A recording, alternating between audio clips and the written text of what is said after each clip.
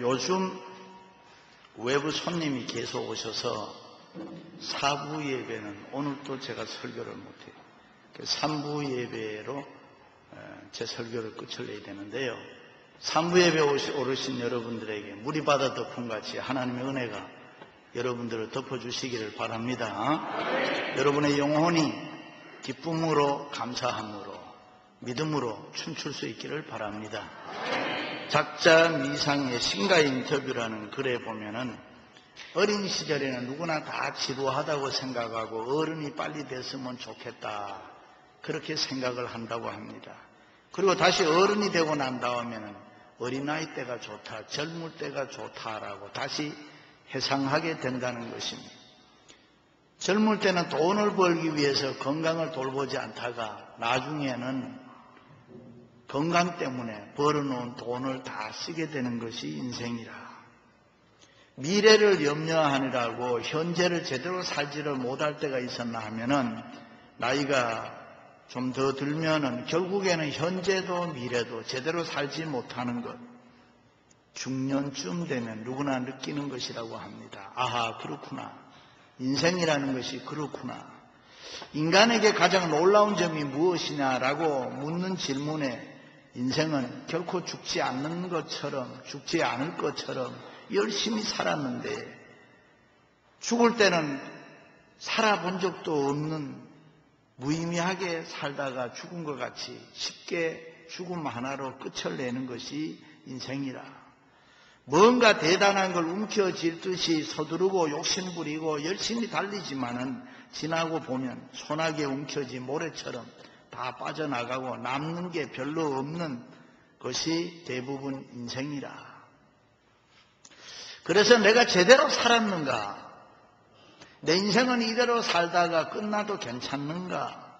회의와 함께 깊은 허탈감에 빠지게 되는데 그때가 대개 인생의 중년이 지난 다음이라고 합니다. 인생이라는 산등성이를 부지런히 오를 때는 모르다가 정상을 지나 내리막길에 접어들면서 눈에 들어오는 뒤늦은 깨달음, 후회, 내 인생 가는 길이 이 길이다라고 수십 년 믿고 달려왔는데 어느 때부터인가 어느 순간인가 이게 아닌데 싶은 자괴감. 여러분은 지난날 살아온 인생을 스스로 어떻게 평가하고 있습니까? 중년의 시기는 정서적으로 불안하다고 합니다. 복잡하다고 합니다. 그렇다면 우리는 인생을 어떻게 살아야 될까요? 우리가 어떻게 살아야 인생을 후회하지 아니하고 하나님 앞에 가치 있고 보람되게 살 수 있을까요? 그것은 믿음으로 하나님 바라보며 바로 살아라 하는 것입니다. 눈을 들어 산을 보라. 눈을 들어 산을 보라. 나의 도움이 어디서 올고 나의 도움이 천지를 지으신 여호와에게 서로라.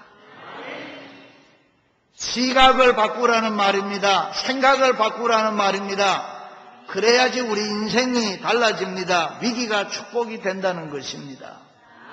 리더십의 전문가 존 맥스웰이 Thinking for Change라는 책을 썼는데 그 책에 보면은 우리의 삶이 달라지려면은 생각을 먼저 바꿔라.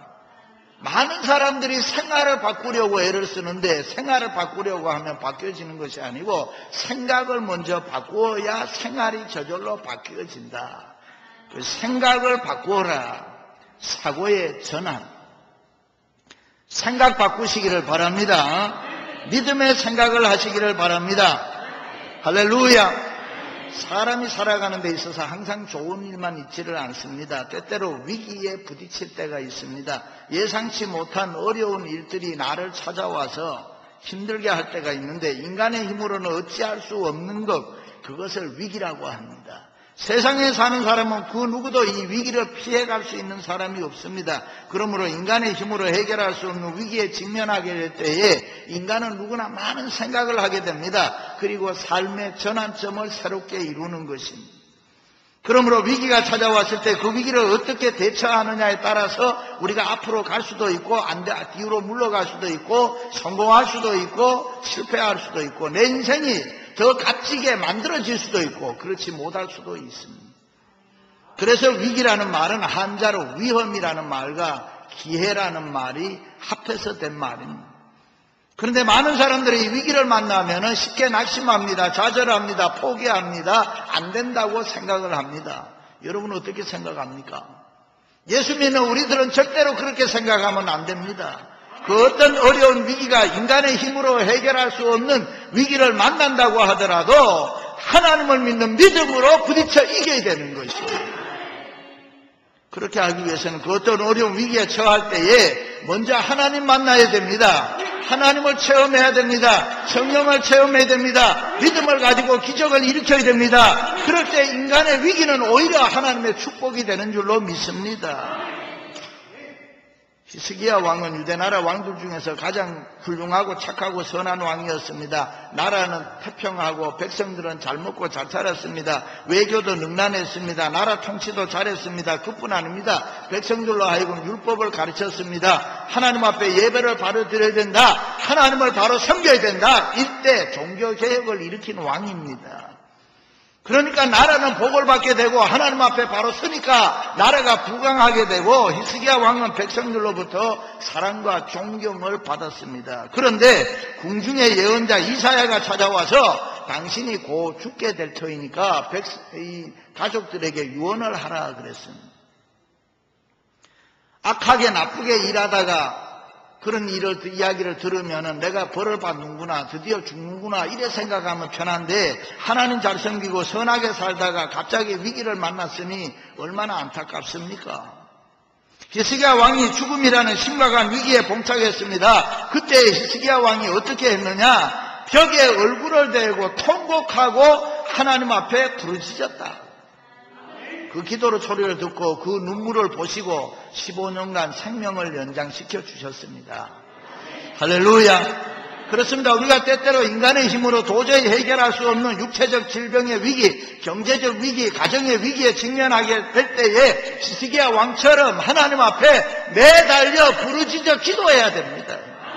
그럴 때 우리 앞에 있는 인생의 위기는 오히려 하나님 앞에 축복이 되는 줄로 믿습니다.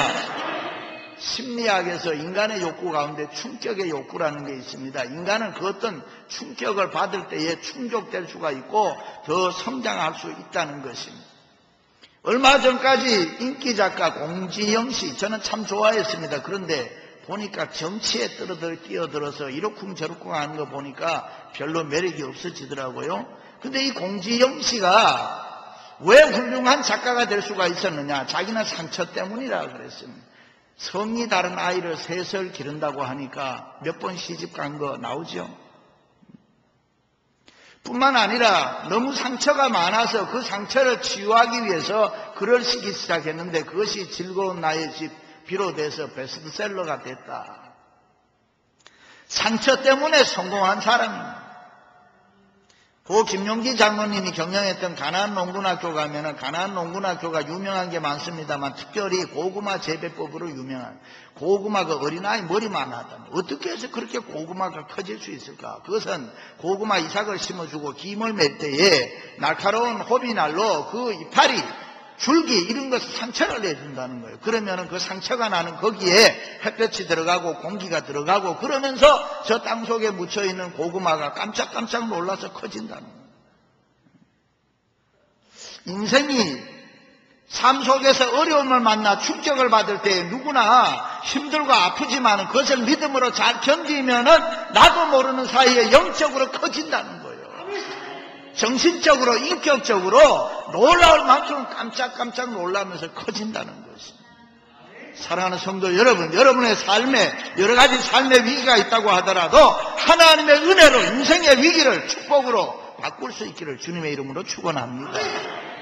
그럼 히스기야 왕이 죽음이라는 인생의 위기를 만났을 때에 어떻게 그것을 축복으로 바꾸었느냐? 첫째는 부르짖고 기도했습니다. 주여 사람의 사는 것이 이에 있고 내 심령의 생명도 거기 있사오니 원하건대 나를 치료하옵소서 나를 살려 주옵소서. 하나님 앞에 부르짖고 기도했습니다. 한 나라의 왕으로서 모든 부귀 영화와 권세를 누리던 히스기야 왕이었지만은 죽음이라는 위기가 직면했을 때 그가 할 수 있는 일은 아무것도 없었습니다. 그러나 그는 낙심하지 않았습니다. 절망하지 않았습니다. 하나님 앞에 엎드려 몸부림치며 기도했습니다. 왜 히스기야 왕이 그렇게 할 수 있었을까요? 히스기야 왕은 기도의 능력, 기도의 신비, 기도의 맛을 알고 있었습니다. 한 번은 아수르 연합군이 사마리아를 점령하고 이스라엘을 포위했을 때에 어떤 사람이 아수르 왕의 편지 가지고 왔어요. 그 내용이 뭐냐면 너희가 섬기는 하나님은 너희에게 아무 도움이 되지 못한다. 하나님 모독했습니다. 그 편지를 보고 히스기야 왕이 자신의 옷을 찢으면서 하나님 앞에 간절히 기도했습니다. 하나님 이럴 수 있습니까? 하나님 이 백성 살려주십시오. 그리고 하나님 살아계시다는 것을 증거해 주십시오. 증거해 보여주십시오. 그때 하나님께서 여호와의 군대를 보내서 하룻밤에 18만 5천 명을 죽이고 이스라엘로 하여금 승리하게 했다. 이 기도의 맛을, 기도의 신비, 기도의 능력을 체험했기 때문에 히스기야 왕은 죽음이라는 위기가 직면했을 때에 하나님 앞에 기도하면 되는구나. 그렇습니다. 히스기야 왕은 위기가 찾아왔을 때 하나님 앞에 기도했습니다. 기도할 때에 하나님의 은혜로, 하나님의 도우심으로 히스기야가 만난 이 위기, 죽음이라는 위기를 축복으로 바꾸어 주었습니다. 할렐루야. 보통 사람들은 이 세상은 눈에 보이는 물질적 법칙으로만 움직인다고 생각합니다. 그런데 여러분, 이 세상은 인간의 이성으로는 이해할 수 없는 이 영적인 법칙이 우주를 지배하고 있음을 믿으시기를 바랍니다. 예수님께서 갈릴리 바다에 풍랑을 잔잔하게 하신 일이라든가 안진뱅이를 일으키신 일이라든가 소경의 눈을 보게 하신 일이라든가 문둥병을 고치신 일이라든가 오병이어에 가지고 5천 명을 먹이고 배부르게 먹이고 12강줄이 남게 하신 일이라든가 그 모든 것은 영적인 법칙으로 증명되는 것이다. 그러니까 이 세상은 육적인 법칙으로만 돌아가는 것이 아니고 영적인 법칙으로 돌아간다. 우리가 전기의 법칙을 잘 모르지만 이 전기 스위치 올르면 불빛이 들어오잖아요. 우리가 영적인 법칙을 잘 모르지만은 하나님의 영적인 법칙은 이 우주 안에 가득 채워져 있는데 우리가 부르짖고 기도의 보탄을 누르기만 하면은 기적이 일어난단 말이에요. 우리의 기도를 들으시고 또 하나님이 그 어떻게 들으시고 어떤 과정을 통해서 이루시는지는 모르지만은 우리가 부르짖으면 하나님이 들으시고 기적으로 응답해 주신다. 이것이 신앙세계, 영적 세계입니다. 그래서 여러분, 우리 모두가 열심히 부르짖고 기도하면 하나님의 응답이 있는 줄로 믿습니다. 할렐루야. 그렇습니다. 삶의 위기가 찾아올 때 우리는 하나님 앞에 엎드려 기도해야 돼요.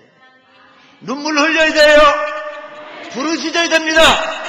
그럴 때 사건의 변화가 일어나는 것입니다. 문제 해결이 됩니다. 하나님의 능력이 나타납니다.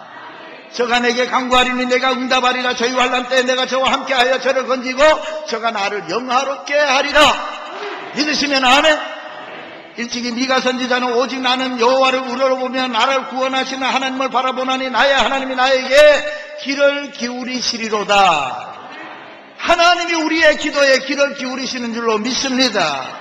사랑하는 성도 여러분, 여러분에게 삶의 위기가 있습니까? 힘들고 어려운 거 있습니까? 삶의 위기 가운데 우리의 축복이 기다리고 있음을 기대하시기를 바랍니다. 그 축복은 우리가 기도할 때에 다시 찾아오는 것입니다. 그러므로 위기가 있을 때 부르짖고 기도함으로 그 위기가 오히려 축복이 되는 역사가 있으시기를 주님의 이름으로 축원합니다. 두 번째는 히스기야 왕은 구원의 능력을 체험했습니다. 보옵소서 내게 큰 고통을 다하신 것은 내게 평안을 주려 하심이라.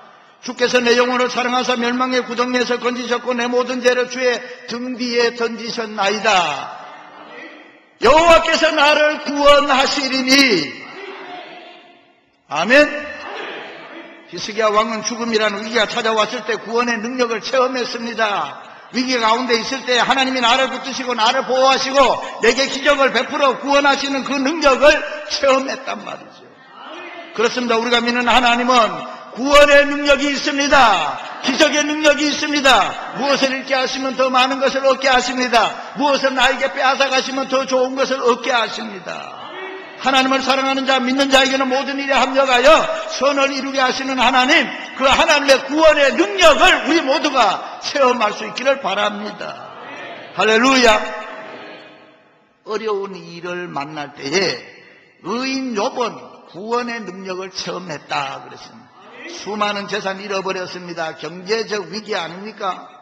부인이 저주하고 10남매 태풍에 다 죽었습니다. 가정의 위기 아닙니까? 친구가 오해하고 떠났습니다. 우정의 위기 아닙니까? 욥은 완전하고 정직하고 하나님 앞에서 악을 떠난 자라, 동방 사람 중에서 가장 훌륭한 사람이라고 했으니까 신앙의 위기 아닙니까? 윤리의 위기 아닙니까? 명예의 위기 아닙니까? 이렇게 대접받던 사람이 갑자기 어느 날 고난을 당하고 위기를 만났습니다. 세상적으로 인간적으로 이럴 수 있을까? 그런데 그때 욥이 어떻게 했습니까? 하나님, 그가 나를 죽일지라도 나는 그를 의뢰하리라. 하나님을 신뢰한다. 하나님이 나를 죽일지라도 나는 하나님을 소망하리라. 내가 가는 길을 그가 아시나니 그가 나를 단련하신 후에는 내가 순금같이 나오리라. 할렐루야.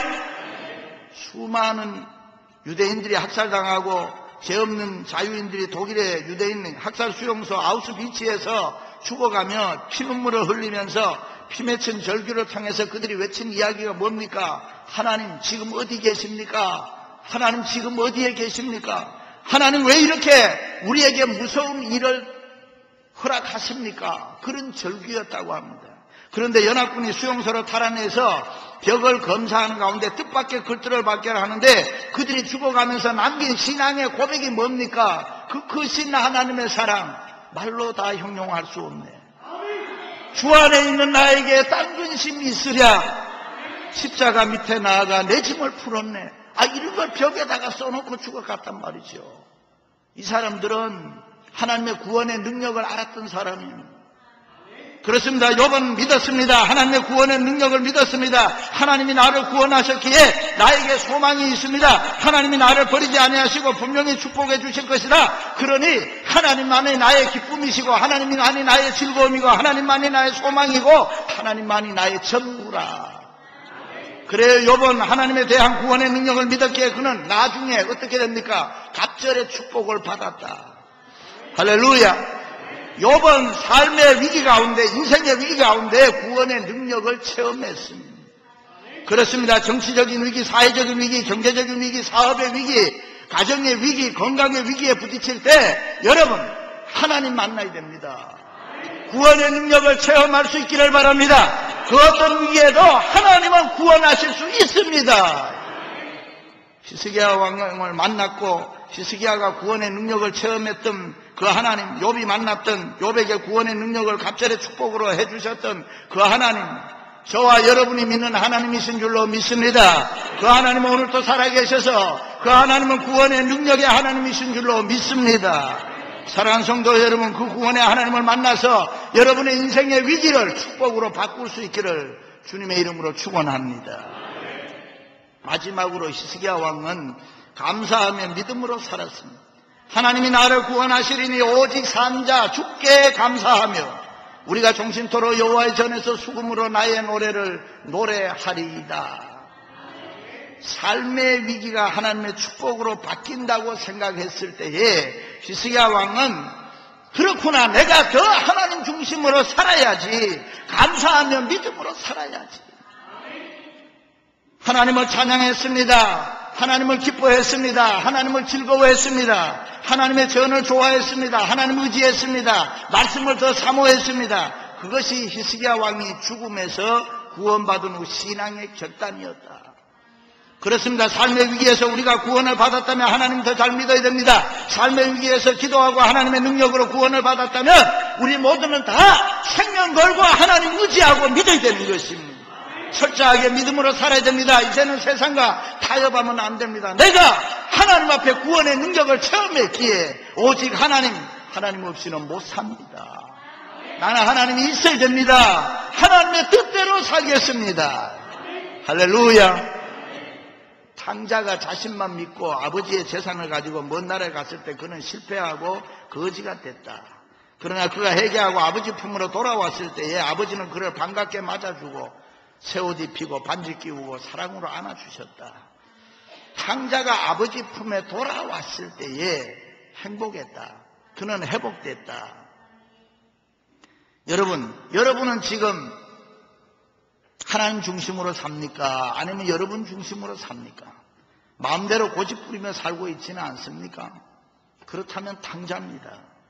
그러나 우리가 하나님 중심으로 살자, 말씀에 순종하자, 감사하며 믿음으로 살아가자 결단하면 그것은 축복입니다.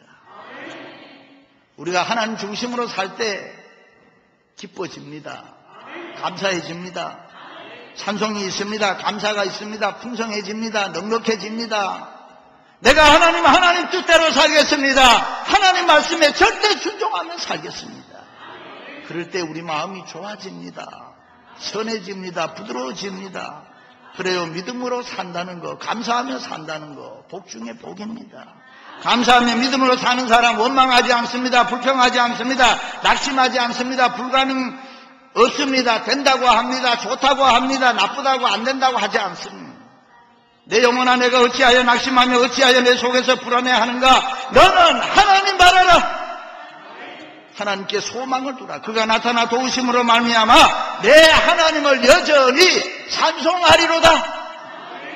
믿으시면 아멘.